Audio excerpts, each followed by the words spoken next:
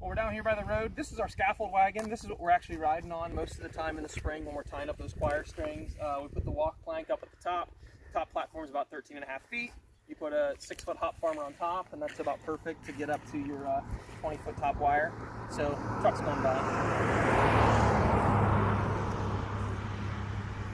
Interesting thing about us, this is just an 1.5 acre field. We planted some corn and soybeans in it for a couple years. We kind of got tired of running the equipment down the road. I'd started growing a couple hop plants here on the property for some home brewing, and so we decided to really get in big with a whole acre. An acre is a pretty good sized yard for an Ohio grower.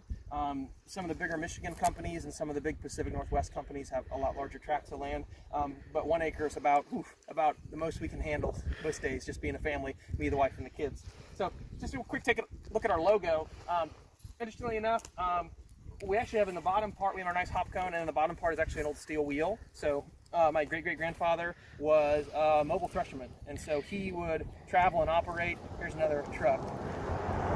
So my great-grandfather would travel and operate stationary threshing machinery back in the day, and so the same premise is actually utilized now in hop production and hop harvesting, where we're going to cut these plants out in the field, and then we're going to bring them in that central location and pick them and separate them from the waste material on site. So kind of a little family history and kind of a little family tradition there, I suppose, that we're into hops.